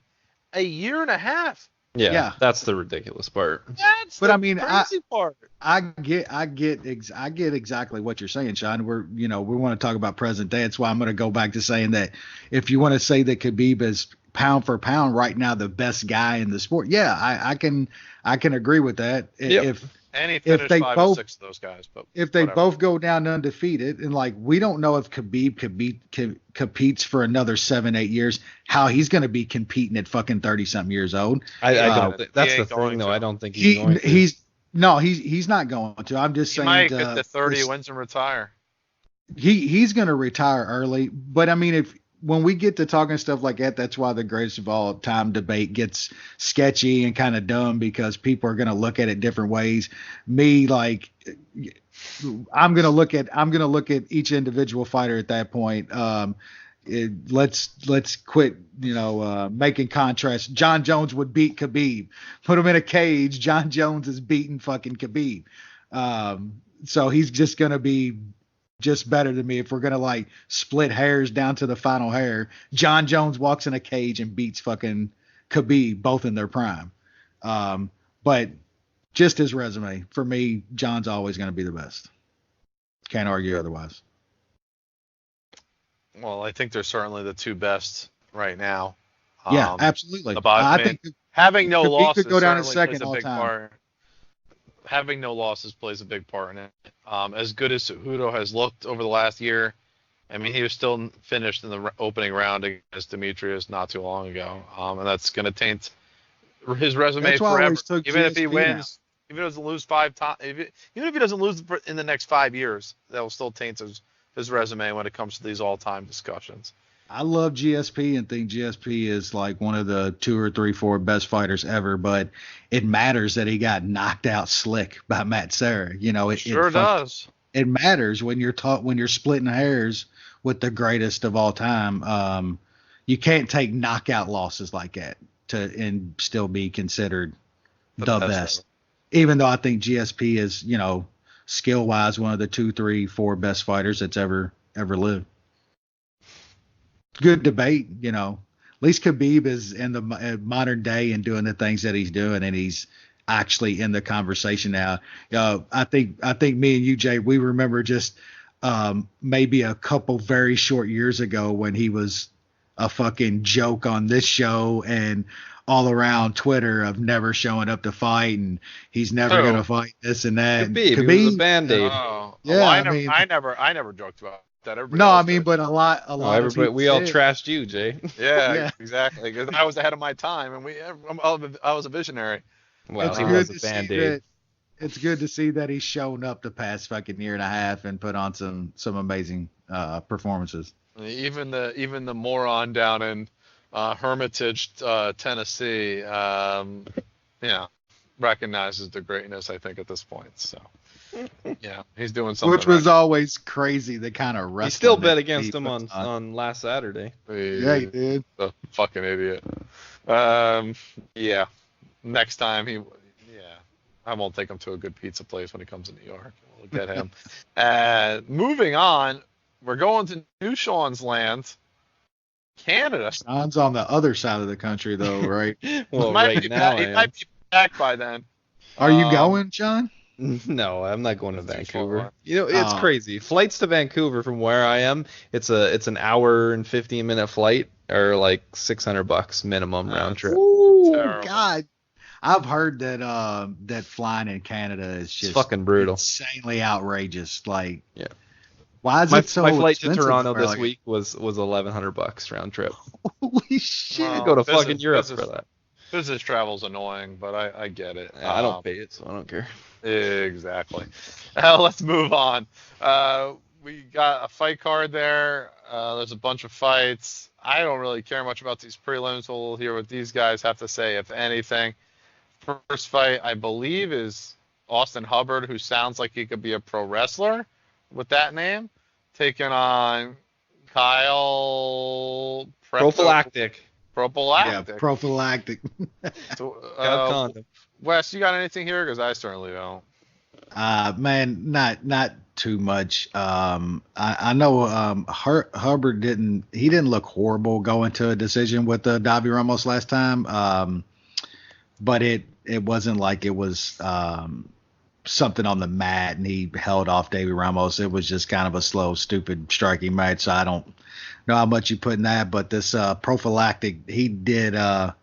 He lost to Taleb, man, and I would bet Hubbard small here if this wasn't up in Canada and you had a Canadian Caucasian hope fighting here. So I'm gonna probably pass, but I think Hubbard gets it done. I think he's a little bit better than this guy, but it's gonna be a close fight and probably go to a decision. No way I'm trusting those judges up there. Yeah, I don't think anyone else is. New Sean, you don't care, I assume. Yeah, never a bad idea to fade Canada, but I'm not even touching it. But the pick's Hubbard. Friend of the mma-analysis, former Toutmaster competitor, Louis Smoka, taking on someone called Ryan McDonald. Might as well be a defenseman in the National Hockey League. Wes, you can take the reins. Will Smoka get a W here? Yeah, probably. He's better than this guy. I don't want my money on Smoker though at minus 225 against a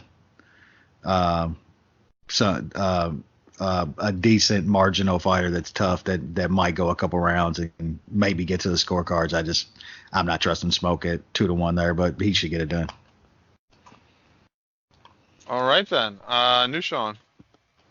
Yeah, it's always tough to trust Smoka as a decent favorite just because of things that happen in his fights. I think if you look to bet this fight, I would probably look at a fight doesn't go to decision around even money, just because wild shit happens usually in Smoka fights. And McDonald's inside the distance was like plus 870 for a little bit. It's down to plus 700, so even that might be worth a little sprinkle just because of, like I said, how crazy Smoka usually fights. But yeah, McDonald has a pretty pumped up record, so the pick's definitely Smoka. Smoka's over minus 200. Definitely not the price range I would want to bet him in. If anything, it might be a Toutmaster McDonald play just because I don't find Smoka trustworthy in the slightest. Next fight, we got Jordan Griffin favored over Chad Skelly. Am I reading that right, Wes? Yep. Yeah, it looks that way. Yeah, I don't know much of what to think of this fight, man. Chad Skelly is just that guy's gone off a cliff, dude. He's from the look who he used to train with all the time. Yeah, he's falling off the cliff too. I don't think he's that good, man, but there's no goddamn way I'm laying any kind of juice on Jordan Griffin. This is stay far away fight for me. Pick is going to be Griffin, though. I just think he's a little bit younger, fresher guy, and Skelly's just, man, that dude's not good. So Griffin's the pick, but no bet whatsoever for me. New Sean? Losing back-to-back fights inside the distance to Jason Knight and Bobby Moffett is not great, and that's probably why our buddy Chaz Skelly is now an underdog to Jordan Griffin. I'll pick Skelly. I mean, he's the more seasoned fighter, but maybe look at him, take him by submission. It's like plus 350 right now. Skelly, he likes those chokes. He likes those chokes, and he does. And Griffin's been choked before, so if I was to sprinkle any money, that's probably what I would do. By choice or? Yeah, who knows? I might feel frisky. Oh, okay. I meant does Jordan Griffin like to get choked by choice? Oh, I was like, what the fuck? I thought you said, oh no, that was Skelly. I don't think we going Lloyd Irvin over here and shit. I mean, Jordan Griffin's 0-1 in the UFC with a loss to Dan Idge. I mean, Idge is fairly decent, but I mean, he's favored now over a guy who has like legitimate wrestling chops and has fought in the UFC a bunch of times, and Skelly's only lost 4 times his entire career. I'll definitely tout Master Chaz Skelly. I'm really surprised he's the underdog, even if I wouldn't trust him with a bet, which I don't think I do now because I don't trust the way he cuts weight, to be candid. Next fight we got Canadian pound for pound number 10. Brad Katona. They don't claim this one. Oh, really? Dude's from fucking Ireland. He's in repping SBG. Get the fuck out of here. He ain't Canadian. I don't know. Yeah, they don't claim him. Canadian passport? Yeah, we're revoking that shit. Are you sure about that? I think I'm trying to get it revoked anyway. I'm pretty sure he's Canadian. Yeah. He's definitely Canadian. So, don't hate. Don't hate. He's born in Winnipeg. Yeah, but he moved to Ireland, so now he's got like an Irish Canadian accent and trains at SPG. Yeah, it's horrible. Bad, man. Oh, that is really bad. But anyway, he's facing something called Hunter the Azores. I mean, he must be a big fan of Italy. Well, I mean, in this fight, I think we got us just a whole plate of a nice little pooch from the place known as the Lab down in Arizona, where they serve up chicken parm 7 days a week. It's gonna be a poutine special this week, I think. I mean, I'm fading Cantona, man.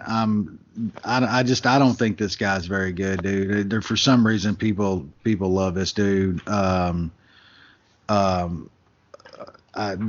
guy. I mean, the guy that Aruju fought on Contender Series was an undefeated, pretty good prospect, man, and he got a pretty fairly easy unanimous decision over him.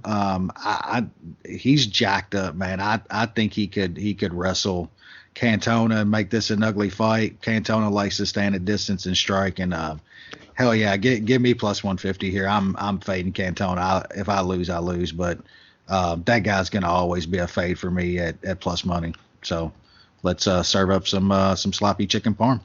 Nushan, are you gonna be at the cantina to watch Cantona? I am not, and Katona is not even really a fun fighter to watch, in my opinion. So it's all kinds of terrible.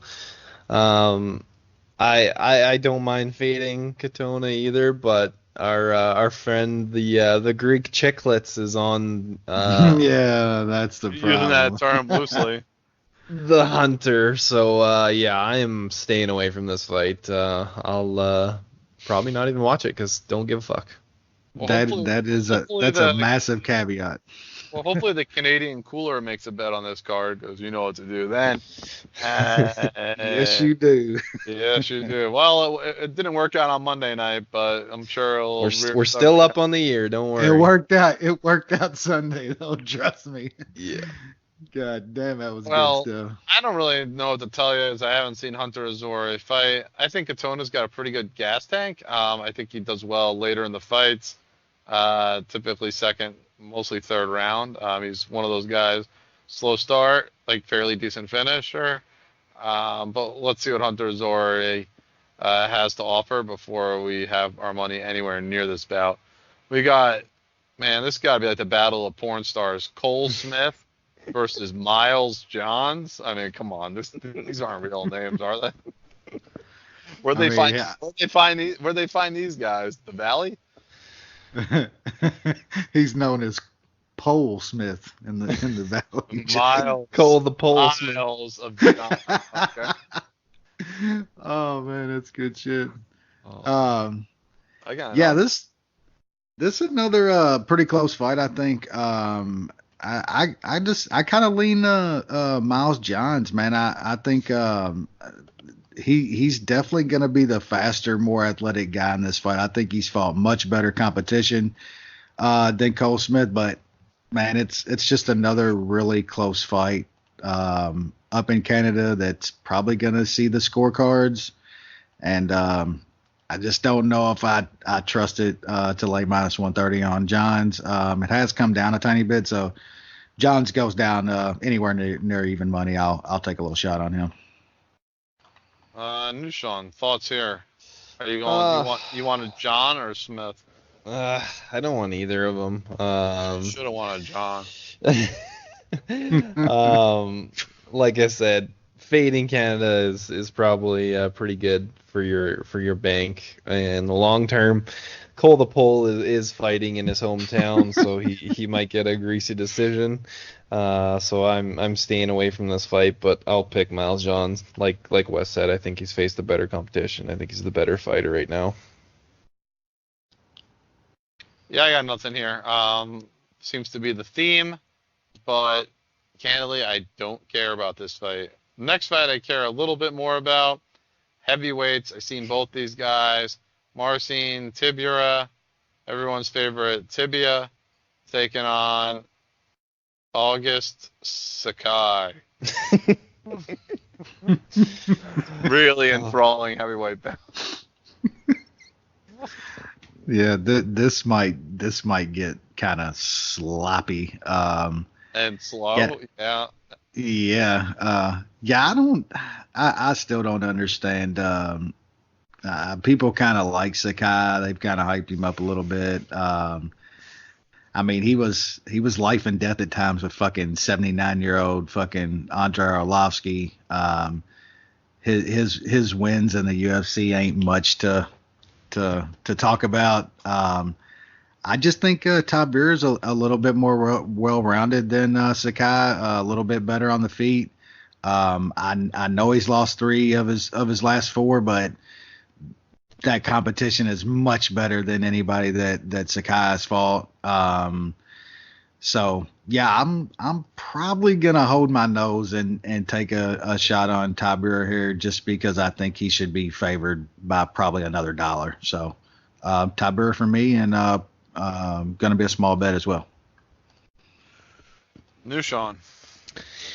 Yeah, definitely lean Tybura in this fight. I think he's the much more skilled fighter. I just don't think much of Augusto Sakai. The Greek Chicklets came out and is hammering Sakai, so that hammering was the word he used. Well, I forget what he said. He said bet it up to like -150 or something. Yeah. So his guys, the ones he takes papers from in Philadelphia, they bet it. Yeah, those wise guys, right? Oh, the wise. So that's definitely pushing me to bet Tybura. It's probably just going to be small, and we'll see if I can fade the Chicklet and cash some more. I can't even imagine wise guys are even sending him things to bet in Vegas anymore. No. They can bet legally in Pennsylvania. He's a fucking liar. They're fucking $200, $100 openers of dimes. That's who opens these lines. So get the fuck out of here with your wise guy money. What is he? What I mean, you know, like even sports books in Vegas, like on the prelim fights and shit on most of these cards, the max is like $500 or $1,000. Like, you're not getting any kind of real money on some of these fights anywhere. Like anywhere. Not online, not in Vegas, nowhere. These motherfuckers are so full of shit, dude. It's unbelievable that the fucking Dana White and the UFC put this motherfucker on broadcast and shit. Well, he's probably doing it for free. I wouldn't be surprised. Definitely. Oh yeah, I would almost think he does just to get because he just started get his name out there. Yeah. Yeah, he just started some new fucking betting fucking website with fucking killing Vegas and shit. Yeah. He's got. God, that's got to be a shit show. Yep. Anyway, I never stop. I got Sakai a D, Tibia C-. I'll take the leg bone over my favorite Saki, just because I like what Nushan had to say. Just a more well-rounded, just a better skilled fighter. There's just more tools that Tibia has to offer. I don't like how he gets a little mooky defensively at times, though. That's a concern, but if I'm picking a fight, I look for skill, and a guy that can actually get to the end of a third round over a guy that's he just has less tools in the chest. So tibia it is. Main card time. We got Misha Cirkunov taking on Jimmy Crute. This should be the first of what should be a pretty entertaining main card. Wes, I know you got some thoughts here. One of your favorites is fighting.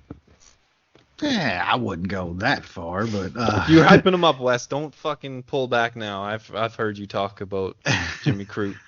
I mean, I think he's decent. I think he can be pretty good, man. You don't get a lot of. I mean, it's 205, man. 23-year-old kid that's got some skills, man.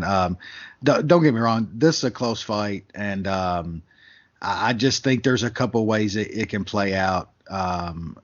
Cirkunov is probably got to get this to the mat.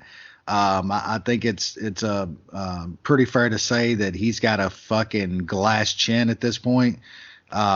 Anybody gets a good fucking touch on it, and he's in trouble. Now, if he can get Crute to the mat and be on top for an extended amount of time, it's some trouble.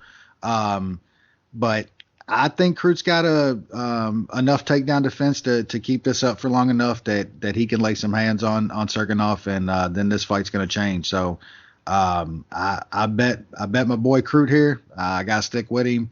I laid a little juice at minus 135, and he's come down to almost even money. So that's probably going to be my first legal bet in Indiana tomorrow. Is I'm going to go over there, and if he's around that same price, I'm going to throw a couple more hundo on old Jimmy Crute. Oh, Indiana could make some money on West potentially. That's interesting. I guess it won't be the first time. New Sean. Yeah, I think this is a fairly simple fight. If Cirkunov can get Crute down, then it's probably going to be over. He probably subs him. If he doesn't, he probably gets knocked out. It's hard to say what Jim Crute's takedown defense is like. I couldn't tell you. I was hoping I was hoping Cirkunov's sub number was a bit bigger. It's only plus 245, so that's kind of a pass for me. So I'll probably just sit back and watch. I'll pick Cirkunov though. I think he pulls a rabbit out of his hat and gets one of these wins. Washed. Yeah, he's pretty washed. I got Cirkunov a C-, Crute a D+. This is a tough fight to call. I think Cirkunov has the game changer with his submission game, assuming he can get it to the ground, which I think he can. I'm not a believer in Crute defensive wrestling, but let's see. Obviously, Cirkunov is extremely mooky on the feet. So, again, tough fight to call. I slightly favor Cirkunov. At even money, I would certainly pick him to win, but I wouldn't feel confident here. Chin check. I'm like Wes. I kind of like Crute as a fighter, so I'd like to see him kind of get the W. I think it would be more meaningful, but let's see. This fight certainly got a little bit of hype going into this week. We got Uriah Hall taking on the dude Antonio Carlos Jr. Wes? Look, just hear me out. Uh-oh. Just hear me out a little bit. Like, you couldn't see this fight kind of going like Uriah Hall's last fight. You know what I'm saying? Like, if he can weather some stuff here, like I'm telling you, this gets to the second and third round, man. Shoeface just ain't the same, man, when this gets in the second and third round. And I'm not sure that he can necessarily get Uriah out of there, man. Uriah's last couple fights, I mean, he took quite a bit from Lewis, ended up getting him out of there. I know it was a big punch. I mean, he was landing some stuff on fucking Paulo Costa, who we know is just an absolute fucking beast, man. At 2-1, man, I'm probably gonna bet Uriah Hall in 2019, man. Nothing big, but something's telling me that Shoeface is not going to be able to get him out of there and is going to gas hard. And if Uriah Hall has shown anything over the past couple fights, that he's not really a quitter, man. He'll stay in that fight and keep bombing away. So I think that could happen here. At 2-1, he'll definitely be a pick for Entitled Master for me, and I think I'm gonna take a little shot on Uriah Hall in 2019. New Sean. I can't even think the last time Hall fought a guy like Shoeface, a guy with some decent wrestling and a very good jiu-jitsu game. Hall's been fighting pretty much strikers for the last 10, 15 fights. I think Shoeface gets him down. I think he chokes him out. Obviously it will get sketchy if it does extend to the later in the second round and third round, but I got Shoeface at -170. I just played it for 1 unit, just because there is some sketchiness there. But at that number, I had to take it. I think he was able to get him down and choke him. Very possible. I got Carlos Jr. a C+, Uriah Hall a C. Uriah Hall just continues to have mookie performances. It seems like every 18 months to 2 years, he has one of those like shocker wins against a guy he shouldn't beat. He already used that one up this year, so we're good. Right. It happens. I still can't believe he beat Gegard Mousasi. I don't think I'll ever forget that. Yep. Antonio Carlos Jr. is certainly more steady of a fighter, although I think he's a fighter who I think should be better than he may actually be. Obviously a serious ground game, could easily submit Uriah Hall on the ground. Probably that's what happens. Uriah Hall does have the ability for theatrics, so I wouldn't want to bet on the money line here for Carlos Jr., but I think maybe a prop on a finish could certainly be a possibility. I think if he does win, it likely will be by just laying on top of Hall for a while or submitting him. So that's the way I would look at it. The next fight, I believe, is some jobber versus Mikel Pereira. Is that right, Wes? Yeah, I think he's Tim Hortons fucking server. Oh, he's a server at Tim Hortons. Oh, in Vancouver. Got it. Tristan, the Caucasian server. Yeah, that's all you got? Okay. Anything else, or that's it? Oh God! Is he a nice guy? Did you tip him well? Yeah, does he make his coffee like you like it, Wes, or what? Yeah. He does put those like little Canadian maple leaves in the cream on top. It's really fucking cool. Yeah, I wouldn't be laying -500 on Pereira. This dude's a wild man, and he's lost a shit ton before because of being a wild man, but this guy seems to be just an absolute nobody they pulled out of Tim Hortons. So not a chance I would take the underdog here. Yeah, that's my exact thoughts. Pereira, they're bringing in a warm body for Pereira. Fucking sweet though. Yeah, they're setting him up to put on something crazy like he did in his debut. But like Sean said, he's exactly right. He's lost some fights, even just a couple years ago, doing crazy shit in fights over in Europe. So there's no way to lay -500 on this guy. Just sit back and hopefully he does some crazy shit. There's nothing to say here. You guys already did. It's they want this Pereira kid to win and to do so in an impressive fashion. Let's move on to better things. Are you sure about that? Wait a second. They got a heavyweight fight between a Contender Series guy, I think was LFA champion at one point, Jeff Hughes, and Gronk's doppelganger? Todd Duffy's back! Over 4 years. Doppelganger! Do you guys remember that Frank Mir fight when they were just throwing fucking fastballs? Yes! Just terrible. He was swinging his arm like it was a 2x4 connected to his chest. That was what Duffy was throwing.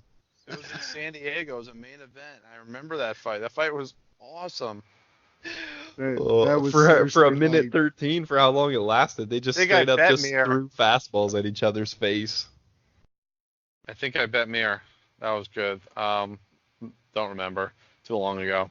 Wes, can Duffy really win this fight? Let's be honest. Man, seriously, I can't see it. I mean, we don't. It's no bullshit. It's been like 4 years since this guy's fought, man. Pop for whatever the fuck he's popped for. And I mean, outside of all that, just not good. Like I was just saying, watch that Frank Mir fight. Look at the punches that Duffy was throwing in that fight. It's literally probably the worst technique you'll ever see. Ever. Anybody he still rocked Frank Mir, though. Yeah, I mean, Frank Mir, I could flick Frank in the temple and that dude's going down. But, I mean, the only bad thing that throws me off here again, like another fight on this card is Chicklet Man is on a side here, which means I'll probably have to pass, but I would be pretty surprised if Jeff Hughes doesn't beat fucking Todd Duffy in this fight. Jeff Hughes has fought some legitimate competition. He was the champ down at LFA. Yeah, if he loses this fight, man, he needs to be cut because Todd Duffy is shit and hasn't fought in 4 years. New Sean. So Todd Duffy has never went to the decision before. He actually has only won one fight that's left the first round. So if there's anybody out there that's betting Todd Duffy, you might as well take him by TKO. It's like plus 175 compared to plus 105. I'm not touching this fight. Hopefully it's an awesome heavyweight fight where guys just basically do what the Frank Mir fight was. But yeah, I can't touch it. Happen. It's probably gonna happen. It's gonna be it's gonna be awesome. Yeah. But yeah, I'll pick fucking Todd Duffy because heavyweight's dumb and dumb shit happens. You never fucking know, man. You never know is right. I have no idea. If anything, I think you have to play Hughes just based on who knows where Duffy's at. At least with Hughes, he's a fairly big heavyweight, throws with decent power, and is fairly durable. Duffy, if anything, is not durable. He might throw real haze, and he's big, athletic, but not durable. I prefer heavyweight durable versus undurable. So I'll pick Jeff Hughes, but candidly, who the fuck knows? Co-main event, Nikita Krylov versus the Connecticut Dojo Master, Glover Garage weight champ, Teixeira. Oh, just a Danbury basement. The mean streets of Greenwich. Trains with the toughest fucking 16-year-old you'll ever fucking meet. Yeah, Glover's a fucking legend, man.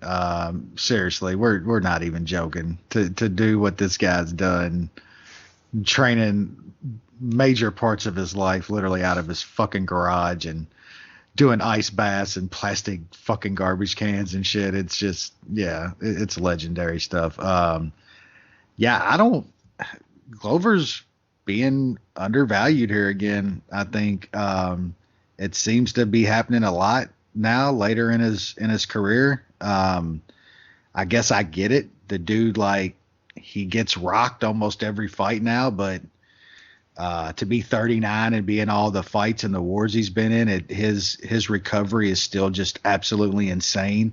A lot of guys that you hope that a lot of guys do what Glover does when he gets a little rocked. He immediately shoots and grabs a hold of a guy and tries to get him down, tries to hold on to him. It's like you pray for your dude to do that. If you have money on him, Glover does that. It's very smart. I still never got the Krylov love, man. he went on a win streak and just beating up some of the worst motherfuckers outside of our boy Fabio. That might be the best win of his entire career, but yeah, just beating up on just fucking 90-year-old Emmanuel Newton and shit to get back into the UFC. And I think we're gonna see what happened to him when he came back with Jan. I think that Glover could muscle him up, get this against the cage and work on him, and eventually get a takedown and get a triangle or a side choke. I think that's exactly what's going to happen. I'm going to wait and see. I got bad news for you, Wes. It came out. It came out. It was plus 245, and it has been bet down by the wise guys to plus 185. Oh God, that's horrible. Yeah, we was right though. We said 250. Yeah, we was on it. Motherfuckers must be listening into our taping because they ran out there and smashed it. Yeah, I would actually love to get a little bit of that plus 245 on Glover sub. I'm probably gonna go ahead and go right now and sprinkle a little bit on plus 185 because I was hoping for a round 2. Think it's worth a little bit at a round 2. So I'll probably take a little bit of that, but I'm heavy on Glover money line. He'll met around even money here is maybe one of the best bets on the card in my opinion. I think he gets a sub fairly easily on Krylov. I got Krylov a C-. Hey, Glover. come on, Jay. I gotta break this down. Okay, fine. I got so Don't worry, I'll be quick. All right, Sean, what do you got for us? 100% agree with Wes. There's not too much more to add. I got Glover at plus 103, and I got that for 2 units. Yeah, he's still pretty damn good. His hands are fucking still tight, especially for the light heavyweight division. Good recovery, and he is a fairly smart fighter, so he's going to take Krylov down and choke him. That's it, new Sean? That's it. That's what I got for you. I got C- Krylov, like I said. Glover a C+. Man, Krylov has never been a guy of Glover's caliber his entire career. He's an absolute mental mook. He has some talent, especially towards finishing, but man, I think with Krylov, you have to believe it in order to do anything with it. Glover, for everything we know, is reliable. He's got pretty decent endurance. He can throw, but he's shown in more recent times he can grapple and ultimately submit people. This fight seems tailor-made for Glover to stand tall during an early storm by Krylov, survive it, and then ultimately get the finish as Krylov slows down and mooks out. I like the sub bet as well. I think that's plus 185. Probably worth a stab, but I mean the minus 110 is definitely too good to pass up. I think it's from a side standpoint, money line. It could be the best bet on the entire card. That makes Glover our consensus bet of the week. Last week was a parlay that we got screwed on, no denying that. This week will be just Glover at a pick'em. I like this one quite a bit. One of our better consensus bets in recent time. Let's see. We got one fight left, and it is something we've been looking forward to for months. We got Donald Cerrone, one of the most entertaining fighters in the sport today, taking on, I think it's pretty clear, the most entertaining fighter in the sport today. Every single UFC fight he's been in, been fight of the night or performance of the night, the dude, the myth, the man, Justin Gaethje. Wes, take us through it.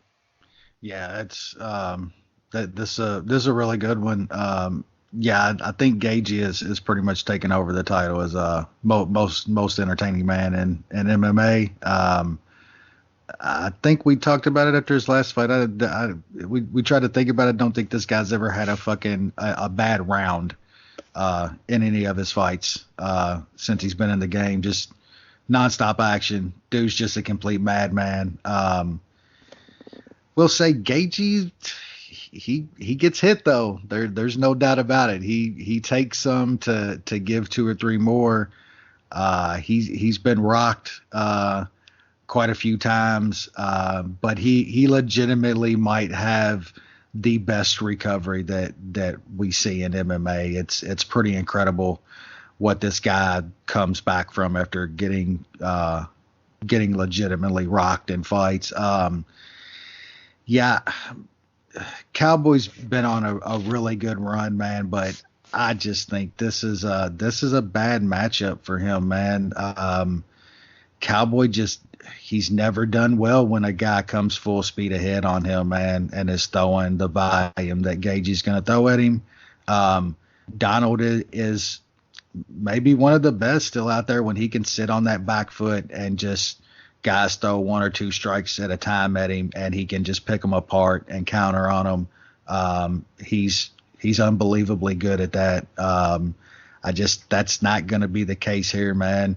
Cowboy he doesn't throw enough at this point, I think, to keep Gaethje off of him. There's always that chance he lands a big kick or something like that and hurts Gaethje. And we know what kind of finisher Cowboy is when he gets you hurt. He's very, very good at it. So I think the line is probably about right. I don't think Gaethje should be some huge favorite against him. I do think he gets it done here, though. His pressure is crazy, man. His volume is crazy, and that's just something Cowboys never dealt with great. So I think Gaethje gets a late finish in this fight, somewhere around maybe the third or fourth round. Cowboy, when he gets into those firefights and takes hits, he seems to slow down a lot. Not even from like straight gassing or anything, but just punches take a toll on him and it slows him down a lot. So I think he's going to take a lot of punches in this fight, and Gaethje will get him out of there late. So yeah, I like Gaethje. I like Gaethje inside the distance. Dushan, thoughts here on the main event? Just before I break this down, crazy thing, this fight card does not have a single women's fight. I don't know when the hell the last time that was, but that's the old pleasant surprise after looking over this card. Lance just woke up in bed with a raging heart on. Yeah, I like Justin Gaethje in this fight. The forward pressure, the way he attacks the body, I think we might even see one of those, something we haven't seen in a long time. Cowboy getting hurt to the body. To the body. It's been a little bit, Good but point. he's still susceptible to that.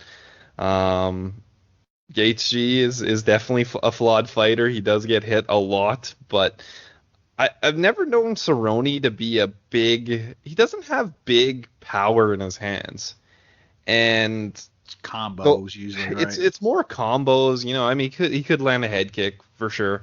But I think the guys that have really obviously hurt Gaethje is guys with big power. Dustin Poirier, big power in his hands. Same with Eddie Alvarez, he's got big power in his hands. I don't see that as much with Cerrone, but he could definitely land a combination by surprise and get Gaethje rocked. But yeah, the amount of strikes that he throws and his forward pressure is gonna make Cowboy wilt. So yeah, I really like Gaethje here. I got a decent number on him. I got him at minus 188. I'd laid it for 2 units. I like him a good amount, and it's never a boring fight one way or another. So tune in and enjoy.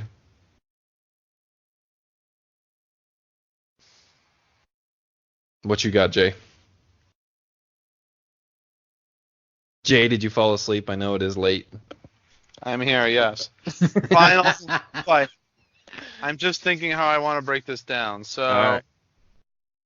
Main event, Cerrone A-, Justin Gaethje A-. Really good fight. Justin Gaethje, though, is just, I mean, just the volume is so high and the pressure involved in going towards Cerrone. Cerrone really tends to struggle when fighters kind of put him on the back foot. That's really been his Achilles heel, is those fighters that pressure forward. Gaethje is like the king of that. So I think this fight really works in Justin Gaethje's favor. If this fight goes to ground, I'd be really curious to see how that played out because we haven't seen Gaethje pretty much on the ground at all in the UFC. Power advantage, I think, is fairly similar. They have different strengths. Maybe Gaethje better one-punch knockout power, Cerrone better combo, or straight combo striker. But this should be awesome. Again, if they were still putting odds on like performance of the night or fight of the night, like wouldn't this be like minus 500? Pretty much, yeah. It would be the favorite of all favorites. I mean, every time Justin Gaethje fights, I watch. Every time he fights now, it's a main event. It deserves to be. He's the most entertaining fighter in the sport today. It's never boring. It's always fun. It's always awesome. He's a showman. So is Cerrone. This will be great. There's nothing else to say. I mean, I think Justin Gaethje gets the win. He's 5 years younger. And just that constant pressure, I think it can hurt Cerrone on the feet and get the finish. I just hope it's not early and it goes a few rounds because I want to see chaos and fun. And I think we deserve it with this fight. And that does it for this week's show. We burned through this Vancouver card. I think the UFC is like another 8 or 10 straight weeks of fights. I think leading into Thanksgiving. I think that's correct. We're just gonna keep going and going and going. Yeah, that next week's fight card is pretty rough. Which one's that?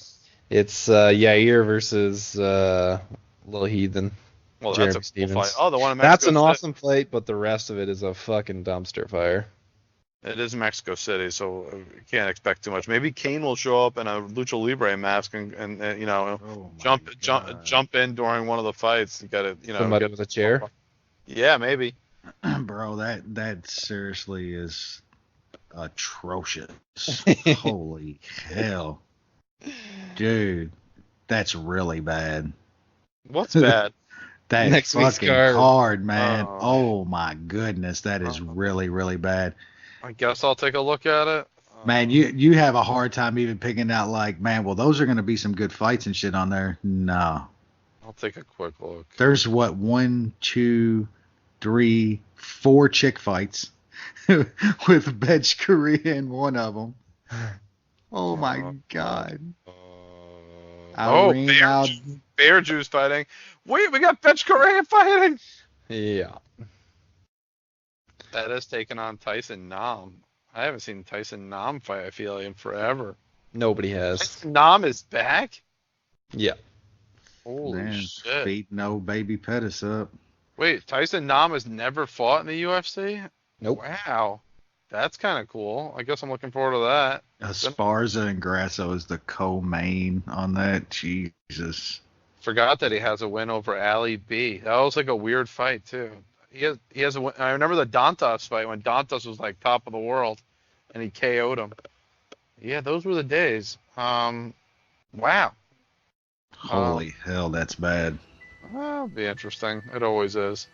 Anyway, that does it for this week's show. We'll be back next week.